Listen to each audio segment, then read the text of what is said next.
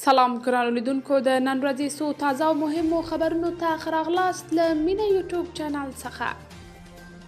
په سر کې تازه خبر دا دی چې $1 2 افغانۍ ته راولوېده. په کابل کې د صرافانو ټولنه وایي چې نن په بازارونو کې یو امریکایي ډالر په 2 افغانۍ باندې تبادله کیږي. په تیرو 10 ورځو کې د ډالر په وړاندې د افغانیو ارزښت شاوخوا 9 افغانۍ لوړ شوی دی. همداراز 1000 افغانۍ په 4300 پاکستاني کلدارو تبادله کیږي. امرالله صالح وایي د سمنګانو د ډبرو سکرو له کانه 25 میلیونه ډالر غلا شوي دي.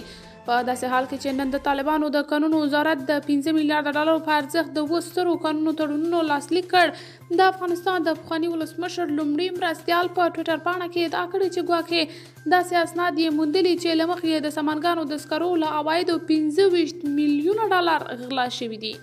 امرالله صالح لیکلي چې د طالبانو د چارو د ادارې یو چارواکي سیف الله ته دنده سپارل شوې چې دغه موضوع په اړه پلټنه وکړي. ښاغلی صالح زیاتوي چې د پلټنې دغې ډلې تر دې مهاله د غلا او درغلیو 14 پیښې څېړلي چې په هغه کې د طالبانو د قانونو وزیر شهاب الدین دلاور ښکېل دی. ښاغلی صالح ادعا کړې چې د سکرو د کان ټول عواید د بانکي سیستم پر ځای د حوالو له لارې لیږل کیږي چې د همدغو حوالو له لارې د سکرو د عوایدو یو برخه دوبۍ ته د شهاب الدین دلاور د زوی بانکي حساب ته لیږدول شوې. طالبانو د پاکستان د ځینو ترهګریزو بریدونو عاملان نیولي. د پاکستان د بهرنیو چارو موقت وزیر جلیل عباس جیلانی ادعا کړې چې په افغانستان کې د طالبانو حکومت د ترهګرۍ د ځینو پیښو عاملان نیولي دي. جیلانی پرون په بهرنیو چارو وزارت کې له یو شمېر خبریالانو سره بحث درلود او د افغانستان په شمول یې پر ګڼو موضوعاتو خبرې کړې دي. هغه ویلي چې د طالبانو حکومت د پاکستان د ځینو ترهګریزو بریدونو عاملان نیولي او دوی ته یې په اړه معلومات ورکړي دي.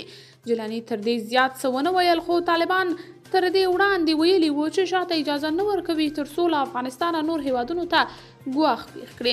د پاکستان پوځ او چارواکو په دې وروستیو کې د ګڼو بریدونو پړه پر هغو وسلوالو اچولې چې د دوی په خبره له افغان خاورې پلانونه جوړوي. د مسعود له سفر وروسته د روسیې غبرګون وایي طالبان باید ټولګډونه حکومت جوړ کړي. مسکو ته د ملي مقاومت جبهې د مشر احمد مسعود له سفر سره هم مهاله روسیې یو ځل بیا په افغانستان کې د یو ټول شموله حکومت د جوړېدو غوښتنه وکړه. د روسیې د بهرنیو چارو د وزارت ویاندې ماریا زاخارووا د چهارشنبې په ورځ په یوه خبري غونډه کې هغه هیواد ته د احمد مسعود سفر ته په اشارې سره وویل مسکو له طالبانو او د نورو ډلو له استازو غواړي چې له ترهګرۍ سره مبارزه لا ګړندۍ کړي. مخدره مواد او بشري حقونه باید خبرو ته داخل شي. نوموړي همداراز زیاته کړې چې د طالبانو تر واک لاندې افغانستان کې لا هم ترهګریز ګواښونه ټولنیز او اقتصادي ستونزې او له بشري حقونو سرغړونې شتون لري.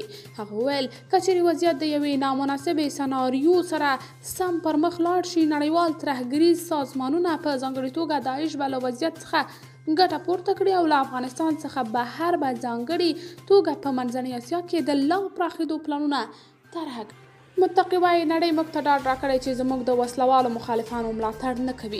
طالبانو د حکومت د بهرنیو چارو سرپرست وزیر وایي نړۍ ورته ډاډ ورکړی چې د وسلوالو مخالفانو ملاتړ یې نه کوي. امیر خان متقي دغه څرګندونې پرون په کابل کې د دیني علماو او ولسي مشرانو یوې غونډې ته کړې دي. متقي که څه هم ونه ویل چې د کومو هیوادونو دغه ډاډ خو تر دې وړاندې د افغانستان ګاونډي هیوادونه تورن شوي چې افغانستان کې د وسلوالو ډلو ملاتړ کوي. دا مهال داعش د احمد مسعود په مشرۍ د ملي مقاومت جنګیالي او د افغانستان د ازادۍ جبهه د طالبانو وسلوال مخالفت کوي. د ملګرو ملتونو امنیت شورا د تېرې جمعې په ورځ وویل چې په افغانستان کې د داعش په ګډون 20 ترهګرې ډلې فعالیت کوي خو د طالبانو حکومت دا راپور بې بنسټه وباله. بایدن بیا له افغانستانه د امریکایي ځواکونو د وتلو په اړه د خپلې پریکړې دفاع وکړه. د امریکا د متحده ایالاتونو ولسمشر جو بایدن یو ځل بیا له افغانستانه د ټولو امریکایي ځواکونو د وتلو په اړه خپلې پریکړې دفاع وکړه او ویل چې له دې هېواده په وتلو سره یې دا ښکاره کړه چې نوره د دې اړتیا نه وه چې د تروریستانو پر وړاندې د مبارزې لپاره د په هغه هېواد کې پوځیان دایمي حضور ولري. پرون چهارشنبې د اګست 13 نیټه له افغانستانه د امریکایي ځواکونو د وتلو 2 کاله پوره شول او په دې هېواد کې د امریکا تر ټولو اوږده جګړه پای ته ورسېده.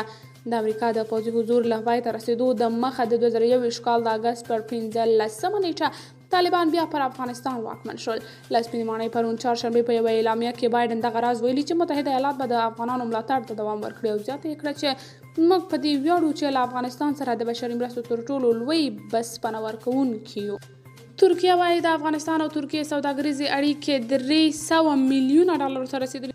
د ترکیې سفیر جهاد ارګینای د ریاست الوزرا له اداري مرستیال سره د مخخې په کتنه کې ویلي چې د افغانستان او ترکیې ترمنځ سوداګریزې او اقتصادي اړیکې په کلني ډول 300 میلیونه ډالرو ته رسیدلي دي.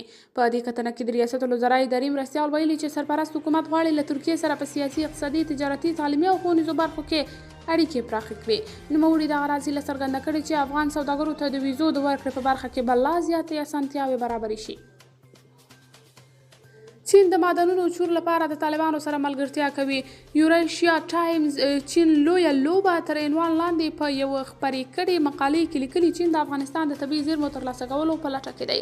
د خپرونې په وینا سره له دې چې طالبانو چین ته د غور جنګیالیو د مهار او ځای نه ورکولو لپاره لیکلی تعهد ورکړی دی، خو بیا هم دغه هیواد د دې ډلې په تړاو له طالبانو ناراضه ښکاري، خو دغه نارضایتي له پامه غورځوي او سترګې د افغانستان په طبیعي زیرمو پورې تړلې دي. روسیه وايي د واګنر مشر الوتکه ښایي قصدا نسکوره شوې وي. کرملین د هغه الوتکې غورځېدو په اړه د څېړنو خبر ورکوي چې د واګنر ملیشو مشر پکې وژل شو او زیاتوي چې یاده الوتکه ښایي په لوی لاس نسکوره شوې وي. د کرملین ماڼۍ ویان دمیتري پسکوف خبریالانو ته ویلي بېلابېلو سناریوګانې ارزول کېږي چې یوه پکې په قصدي ډول د الوتکې د نسکورولو هم ده. د دې پوښتنې په ځواب کې چې آیا د ملکي الوتکو نړیوال سازمان په دې اړه څېړنې کوي، د کرملین ویان وویل وضعیت بدل شوی او تر دې دمه د الوتکې د نسکورېدو د څرنګوالي رسمي پایلې نه دي ترلاسه شوي. هغه ویلي راځئ خپله د روسیې د څېړنو پایلو ته په تمه شو. وروستی خبر دا چې اوکراین پر روسیې د بې پیلوټ الوتکو در ټولو زورور بریدونه کړي. روسیې چارواکي وایي اوکراین پرون پر دې هېواد د جګړې له پیله د بې پیلوټ الوتکو تر ټولو زورور بریدونه کړي دي. د روسیې د بهرنیو چارو وزارت ویاندې ماریا زخاروا د چهارشنبې په ورځ ویلي چې د اوکراین دغه بریدونه د روسیې پر 6 سیمو شوي دي. زخاروا د اګست 10 نیټې بریدونه زخاروا ویلي د اګست 10 نیټې بریدونه به بې ځوابه نه پاتې کېږي. د ازادي راډیو د خبر مرکزي څانګې د روسیې د ټاس خبري اژانس او سیمه ییزو چارواکو په حواله ویلي چې د اوکراین په پرونیو بریدونو کې د روسیې د یوې هوایي اډې دننه 4 پوځي ټرانسپورټي الوتکې ویجاړې شوي دي. د اوکراین د دفاع وزارت بې له دې چې په مستقیم ډول د دغو بریدونو مسؤلیت ومني تایید کړي چې د روسیې په پسکوف سیمه کې 4 الوتکې ویجاړې شوي دي. قدرمنو کتونکو دا د نن ورځې تر دې مهاله تازه مهم دقیق او وروستي خبرونه تر بیا نورو مهمو خبرونو راپورونو چې زه ستاسې درانه حضور ته در حاضرېږم په لوی الله مو سپارم د الله